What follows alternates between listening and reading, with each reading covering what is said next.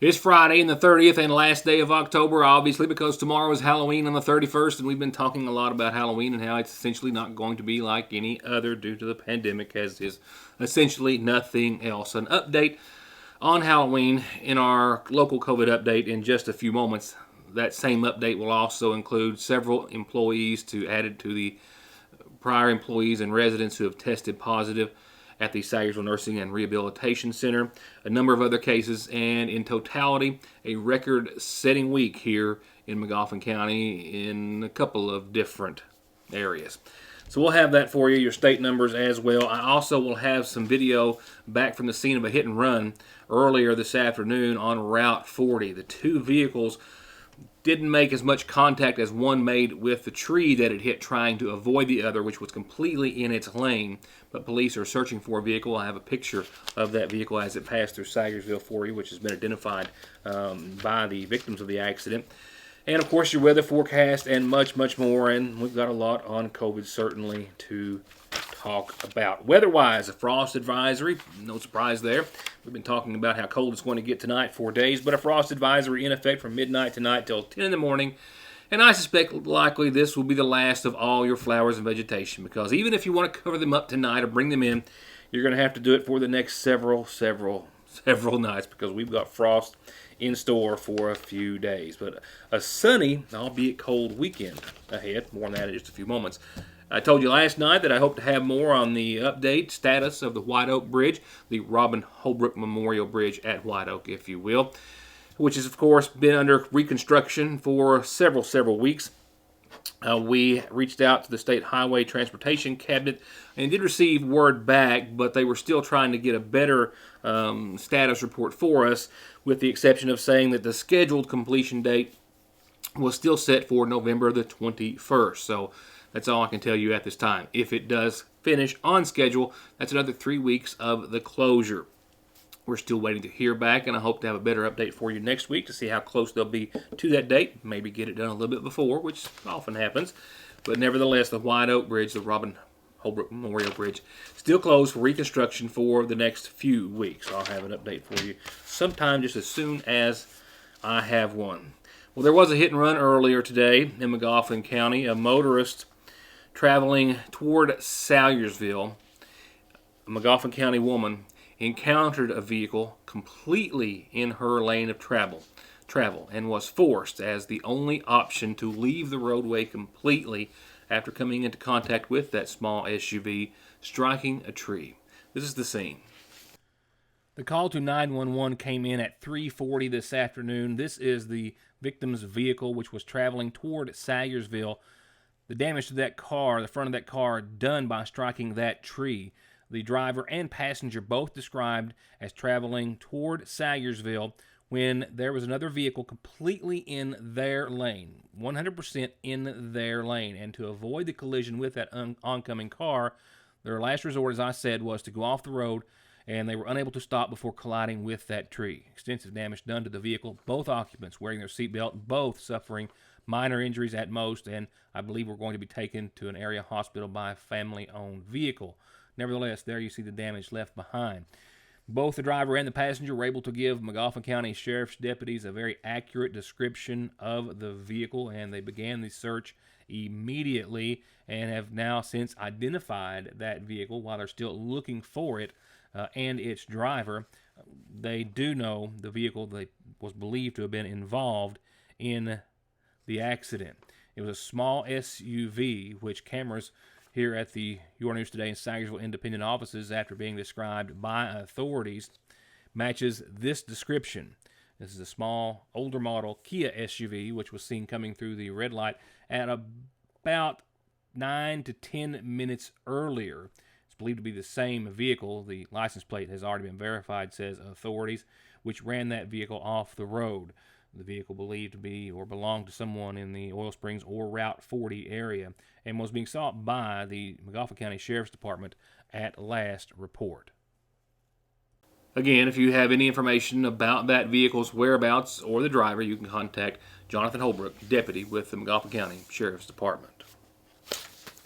Well, here's something for you. You may have heard this nationally, and I think the knee-jerk reaction for any one of us including myself, who has, is that it was election related. I'm not even going to go into all the sad accounts and stories that's happening across our nation in regards to the aftermath that is being expected after the election. It's an election, folks. Somebody's going to win one way or the other, and to riot or protest or anything else is just simply befuddles me, to put it as mildly and nicely as possible. One thing that's happening, which is not related, even those who are scamming and holding hostage hospitals, literally, if you will, say it's not election related, it's all money related. That's because federal agencies have now, we have learned, warned that cyber criminals are unleashing just a wave of data scrambling, extortion, files, and programs against the United States. This is a nationwide healthcare system designed to essentially just lock down all hospitals' activities electronically, which of course could hurt patient care. It has before. This is not a new thing. It's been ongoing. But in this time, it's a very concerted effort. And this week, the FBI and other federal agencies warned that they had credible information of an increased imminent cybercrime threat to United States hospitals and healthcare providers, saying that malicious groups are targeting the sector with attacks that produce data theft and disruption of healthcare services. The AP also says that the cyber attacks involve ransomware, which literally just scrambles a hospital's data so that they can't read it, they can't access it, they can't do anything unless they pay up. Sometimes big bucks, sometimes millions of dollars, to get the keys, the software keys that the thieves put in place. And after they're paid, they'll give them that information. They can access their records and go on. There's no indication, not only is there no indication that this is being motivated by anything but just money and not the election, there is actually some comments from these people who are able to put statements out without being traced, saying they are hitting where it hurts. They're not hitting election systems. Quote, they are hitting where it hurts even more, and they know it. U.S. officials have reportedly expressed concern about major ransomware attacks affecting the presidential election, even if the criminals are motivated chiefly by profit. So they're not going after the election, not doing it for the election, doing it for the money, and lives could hang in the balance. There's about 60 healthcare providers, health systems, hospital systems, if you will, which have already been hit by ransomware this year alone, and affecting about 550 different facilities. And I spoke to at least a representative of one area hospital or chain, if you will, or facilities, and they are as well locking down everything. No emails in and out. Everything is done in-house, and they're trying to limit any ransomware from entering their facilities. With that said, your first COVID update will be the local one, and it's coming up next. Go with All Pro, and you'll always get a perfectly finished project backed by decades of experience and thousands of satisfied customers. Always with the best prices on everything from small to large remodels, bathrooms to kitchens to entire homes, or turnkey new construction on everything from garages, homes to retail space. And seamless gutters too. And All Pro still offers 0% financing for up to 18 months and long-term low interest rates on those big projects. For an estimate, call this family-owned business today. Same 6 decades of experience. Same undivided dedication and focus on winning your case. New location. The law offices of McFarland and Tinker are now located on Route 114 in the former McGoffin Farm Bureau location. Motor vehicle accidents, Social Security disability, SSI claims, wrongful death and workers' compensation and work injury cases. Call 349-9000. McFarland and Tinker. It's one of the most popular and most famous things we've ever done at your Sayersville Lee's. Well, except for our chicken and our biscuits and our wedges and our ice and our hot dogs and you know what I mean. The $5 coupon is back in this week's edition of the Sayersville Independent. That's $5 off family specials. That's 16 or 20 pieces of chicken, any way you like it, with mashed potatoes and gravy, coleslaw, and biscuits, enough to feed the fam and more. $5 off. Clip the coupon. They'll even give it to you for free in a free newspaper at your Sayersville Lee's famous recipe. $5 off is back. Hello, Bob Hutcherson here for Hutch Chrysler Dodge Jeep Ram in Paintsville. We have big news. Our credit rebuilding program can put you in a nicer, newer vehicle today. Get 0% financing for 84 months on 2020 Ram trucks. Slow credit, bad credit, or no credit, we can get you approved. 0% for 72 months on the Jeep Compass. And it all comes with the Hutch Guarantee. Your state representative in the 92nd District is John Blanton, and in the last 4 years, he's been working hard. He's secured over $130 million for the district. In McGoffin County, he continued the funding at a cost of $80 million for the Mountain Parkway, while at the same time bringing water and sewer lines to the city of Salyersville and the much-needed industrial park. Your vote is needed to continue the progress in the 92nd District, paid for by John Blanton. There is never a good time for a breakdown. They will happen, and your car at some point is going to need some repairs and maintenance. And Black Smoke Performance is open and here with professional, fast, safe service. And they now have certified full air conditioning, diagnostics, and repair to keep you cool in whatever you drive. Black Smoke Performance, 349-8785. Well, I suspect it comes as no surprise that, for example, Floyd County Schools will continue with virtual instruction all of next week and reevaluate thereafter to make another announcement at this time next week to see if they'll be able to get back to in-person teaching. And as well, all sporting and extracurricular events will be suspended next week until they announce otherwise. McGoffin County Schools as well following suit and saying that as long as the rate continues to exceed the critical threshold, and it does greatly tonight. I'll give you those numbers in just a second, or our public health director will. McGoffin County Schools will be virtual only next week as well, and they will closely monitor and change that if they are able to do so. And Johnson County Schools as well, operating in the red, or on the red schedule next week as well. No surprise, I don't think.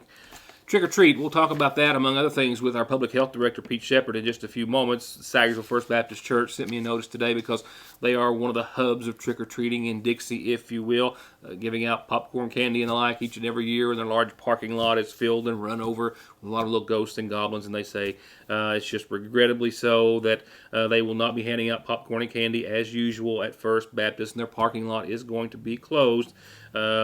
As they say, while being with everyone as you walk up Dixie is one of their favorite events of the year, but with community leaders urging and discouraging everyone from gathering in large groups, and especially due to their location, they just can't see a way to do it safely. I think you all know very well that Halloween is one of my favorite times of the year. I haven't carved a single pumpkin this year. That's a little bit hard for me to accept. I could have and still just looked at it by myself or with the family. I just didn't have time to get any, to be quite honest, and I knew that more than likely we weren't going to be trick-or-treating at the house. So for the first time, 21 or 2 years, no trick-or-treating at the house. So kids, hope to see you next year. We might even do something, I don't know, mid-year if everyone would like to. And most of the residents in Dixie as well feel the same, just out of the safety of everyone and no way to really do it safely. I don't think hardly anyone in Dixie will be doing so. And of course, our local health director, the governor, and everyone advising if you're going to be trick-or-treating, please just do so within your own little circle of family as well. Trick-or-treat's one of the last things that I spoke to Pete Shepard, our public health director, about earlier today in the following interview, where McGoffin County has had a record-setting week. The highest number of cases confirmed in McGoffin County. That number stood at 30. Our incident rate, which had been in the red to the tune of 25 to 30, 31, 32, is well above that tonight. And also, as well, we are worried about all those numbers of cases that have been confirmed this week. And since I saw you last at 6 o'clock, there were more cases that came in last night, more cases that came in today. Another 5 cases after I reported 3 to you on last night's program, and 4 of those involved employees at our Sagersville Nursing and Rehabilitation Center. Yes, we had 3 yesterday, and then after about 5:30 or 6, we had 1 more positive, somebody random. But then about 10:30, we got a report from the nursing home that they had 4 employees that had tested positive. So what's that bring the nursing home numbers up to in regards to residents and employees? They have 7 residents positive with 6 employees positive, and 4 of those residents are in the hospital. Any others symptomatic, asymptomatic, by and large? What's the... No, I think the employees were just, they test them twice a week and they just came up positive. I came across a report earlier today discussing the nursing homes across the state of Kentucky and how a lot of them are dealing with shortages in regards to nurses' aides, and the like, due to either positive cases or quarantined as a result. What's Sagersville Nursing saying about their situation currently? They say they're good right now. They're stable. They're not having a shortage. They've been able to make up for the employees that have tested positive. So they're, at this time, they're in good shape. Good shape. So that's a total of 8 cases yesterday. What's happened today, and what do they relate to? We have 5 cases a day, unrelated to the nursing home or I'll say churches or big gatherings or social gatherings. Just random people that have been in contact with somebody. Most of them really didn't know how they got it, but they've turned up positive. They had symptoms, most of them, and went and been tested and come back positive. So we're 5 today, making a total of 35 since last Saturday. 35. I think our biggest week before this one was 30, if I'm not mistaken. It probably was somewhere around that area. Mm-hmm. So I'm sure you've done the math, as we've learned here, and as I've told on numerous occasions. The state incident map yesterday's, I'm showing my viewers right now to the left of you on the screen. That won't reflect these last numbers here for a few days, but I know you all have that formula and can do that calculation. Where do these cases put us in the red? It put us at 42.1 is what we calculated this morning with all of our cases. So we're moving right on up into the red. And I think all the surrounding counties are doing the same. Yeah, that's pretty much an average for a lot of counties in the surrounding area. Yes. When you're going through your contact tracing, I don't know if I really asked you this before or not, but when you're doing your contact tracing for those who have tested positive, and what's do you get a sense or a ratio or a percentage of how many were wearing masks or not wearing masks when they contracted it? Yeah, most of the cases we have that seem to not wear a mask, but it's not that they wouldn't wear a mask at work or something. It's that they took the mask off to eat with some of their coworkers or something like that. But most of the cases that we had the week before was from church gatherings and large gatherings where they didn't wear a mask. Now this week it's been people that seems like they've been wearing their mask, except they kind of let their guard down. They might eat with the individual, 2 or 3 of them, and not stay the 6-foot distancing. Might get a little closer than usual. And I think that's been a couple of cases at the schools. The teachers ate lunch together and got just a little bit closer than they should have, and wound up being quarantined. Not necessarily being positive, but one was positive, and then anybody that was around them is winds up being quarantined. So it's a different places and different things, and then but like at the nursing home, they all wear their masks. That they wear a mask, they to put the PPE on and all that. So it's a hard virus to really pin down how it gets to people, but it gets to people of wearing a mask, not wearing a mask, but it really spreads faster if you're not wearing the mask. If you're not wearing the mask, like in the large gatherings, and I think that's what the governor has stressed now is don't have large gatherings with not wearing masks and not social distancing.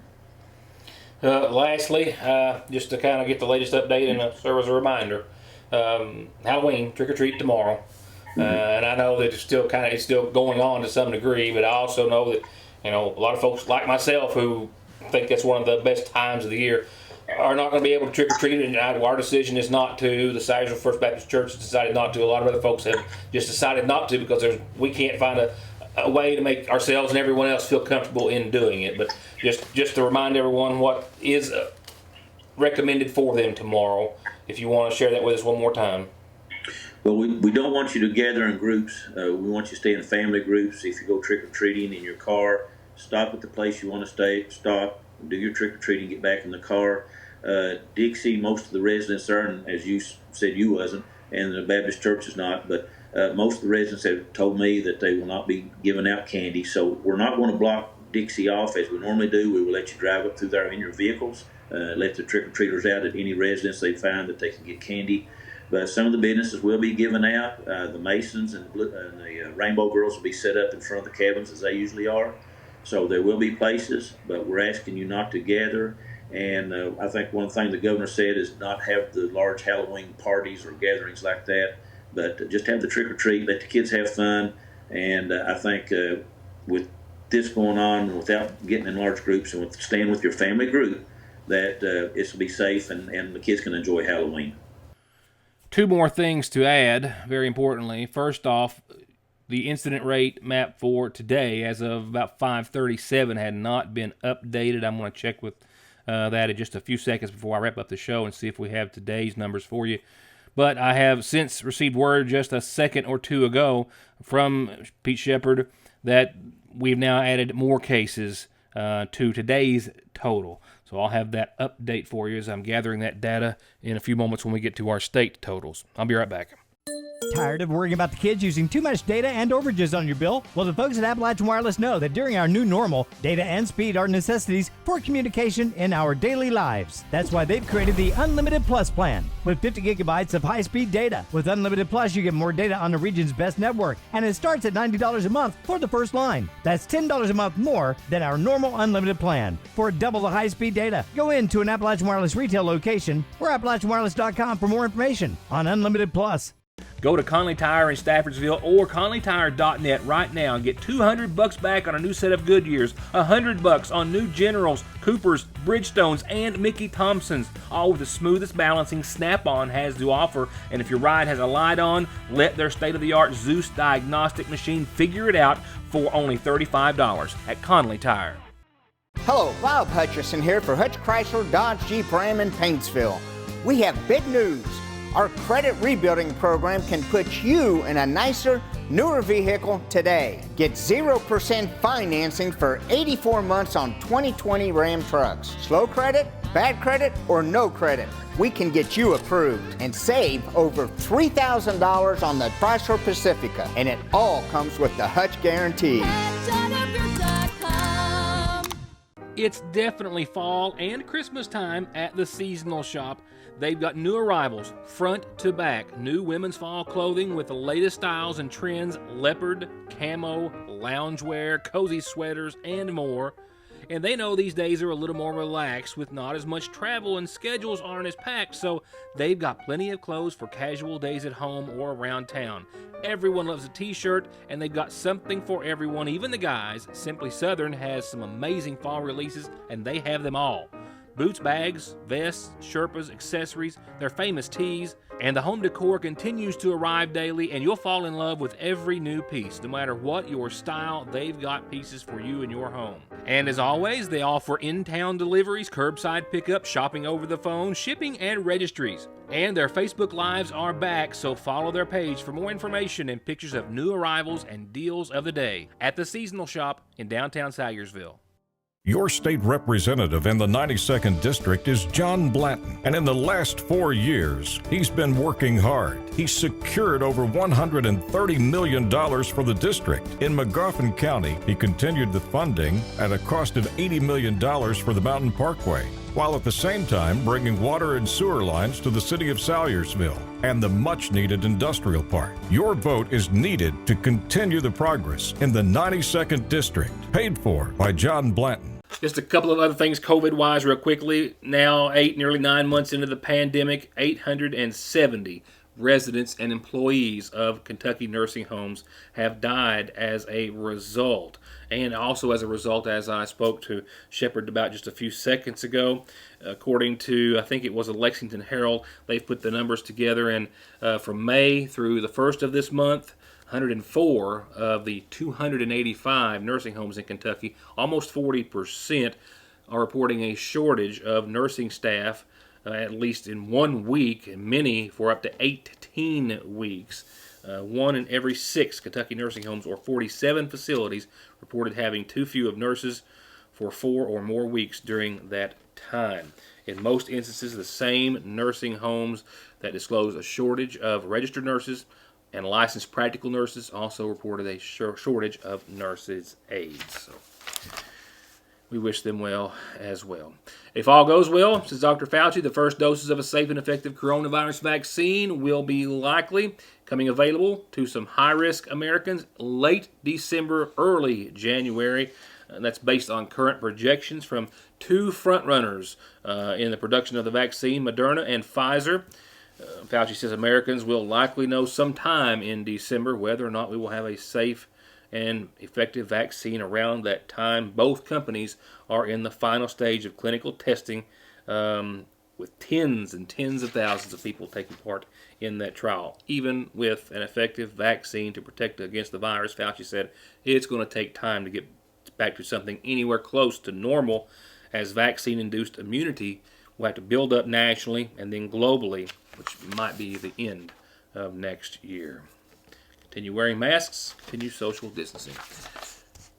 To drive that point home a little further, the United States set a daily record for coronavirus cases, over 90,000 reported yesterday. I don't have today's count as of yet. More than 30 states reported more than 1,000 cases in one day. The first time we've hit that 90,000 case in one day ever.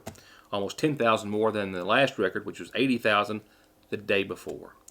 The record of 90,456 also came as we have struck the 9 million mark in regards to total cases. The U.S. recorded 982 deaths on yesterday. 230,000 lives have been lost to date in the United States. I'll be right back. Your state COVID update, a brief one, and your calendar and forecast. We know that life cannot come to a complete standstill because of the pandemic, but we can make sure that you can continue to bank safely and securely by calling either branch of the Sagersville National Bank to schedule any in-lobby services, or by using either of our drive-thrus. Mondays through Fridays, the main drive-thru is open from 8 until 3, and the branch drive-thru is open from 8 until 5, and the branch drive-thru is also open on weekends, Saturdays 8 until noon, with ATMs available 24/7 at both locations. Or by taking advantage of our completely free 24-hour internet banking and bill pay, banking by phone, remote deposit, automatic payment services, and more. Sagersville National Bank, always making your banking easier and safer. Nearly everything today is about being safe and well, and Parkway Pharmacy has 2 great ways to get your prescriptions quickly, safely, and conveniently. Simply pull up curbside and call and let them know you're there, or circle around the building and drive through. And just in, a fresh inventory of Atalo, premium CBD oil and cream products for managing pain, anxiety, depression, rest, digestion, and more. All at Parkway Pharmacy in Salyersville. You know, the McGoffin Farm Bureau community calendar is kind of a lonely place to be right now. Not a whole lot of announcements and messages, but thank goodness for birthdays. We've always got those. And tonight we've got a happy 38th birthday to Gary Patrick. Gary, happy birthday. Love Mom, love Dad, love Haley and the family. Happy 38th birthday to Gary Patrick. Happy birthday to you.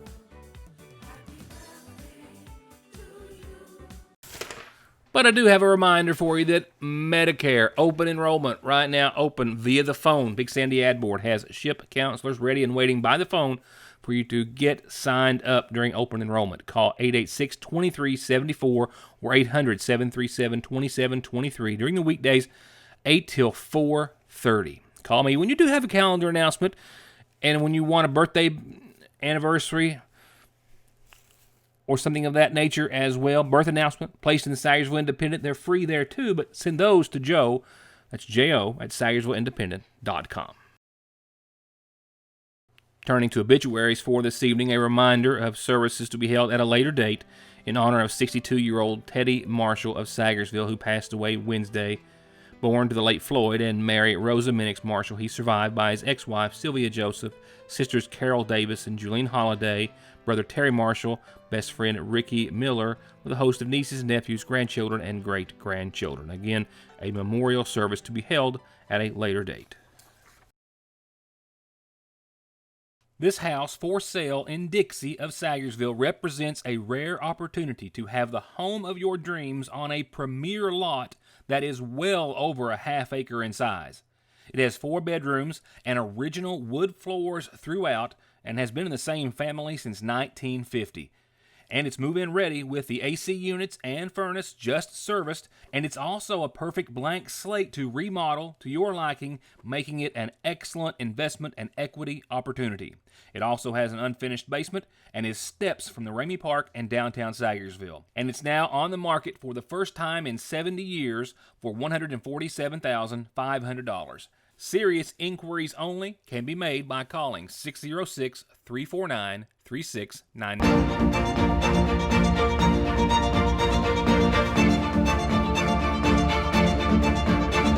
I'm Dr. Jason Zimmerman at Highlands ARH, the healthcare system of Appalachia. Now with a late-breaking update in regards to local and state COVID numbers. As I mentioned to you at the end of the interview with Pete Shepard, our health director, a few moments ago, I had just received word from him post-interview via a message that we had received even more positive cases confirmed this afternoon, early evening, after that interview was conducted around 4:30. 2 additional positive cases have been confirmed today, which will bring today's number or total to 7. That's on top of the 8 Thursday, 4 Wednesday, 7 Tuesday, 15 over the course of Saturday, Sunday, and Monday. That means we've already, in just a matter of an hour, essentially, broken the record that broke the record a few weeks ago when we had a total of 30 cases. We had 35 before this most recent update. Now a total of 37 cases here confirmed this week in McGoffin County, which means that 42.1 incident rate, which the McGoffin County Health Department already has figured, is going to be higher, and of course the weekend is ahead of us.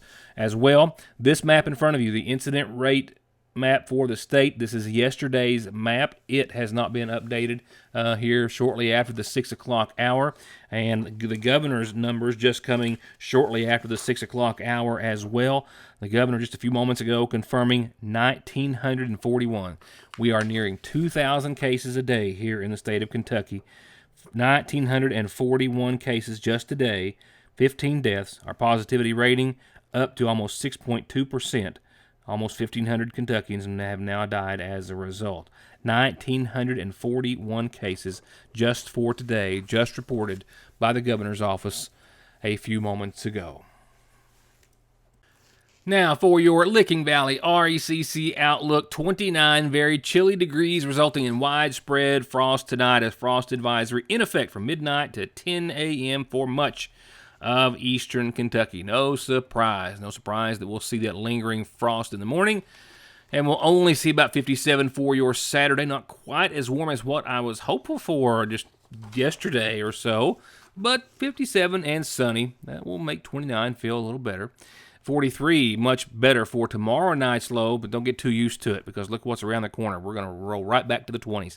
Sunny tomorrow after the frost, and 57, 43, so no frost tomorrow night, but Sunday, which will be so much shorter because I painfully have to remind you that it's time to fall back and set those clocks back. And I know I'm sorry. I complain about it every year, and I do it for weeks leading up to it, and I'm sorry. I just dread it so bad.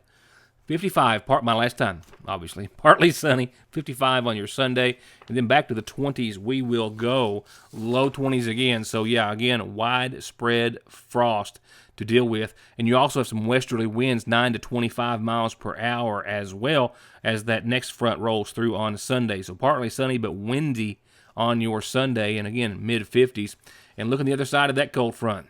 47 for your Monday. So, obviously, we're going to start off with a frosty morning around 28 and not pick up a great deal thereafter. 28 again Monday night, but frost in the morning, sun in the middle, mostly clear as well. So one of the coldest days, well, the coldest day we've had thus far staring at us on your Monday. As for the rest of next week, well, it does get better. Tuesday, widespread frost, obviously in the AM, but sunny and 56 on your Tuesday. The graphic is about to catch up with my mouth. Tuesday night, clear and above freezing at 36, but still some frost Wednesday morning. And then we hit the 60s, a nice little run next week of the 60s. I welcome that. 63 sunny on Wednesday with some frost, and then maybe no more frosty mornings for a little while after Wednesday morning. 66 Thursday, 67 Friday, sunny skies. And that's going to wrap it up for this Friday. For this week, it's going to be a chilly, albeit sunny weekend with some very cold mornings ahead. I hope some of that strikes your fancy. And if not, I hope you'll strike your fancy by joining us back here, me, next week for more of Your News Today. Good night, and thank you for watching.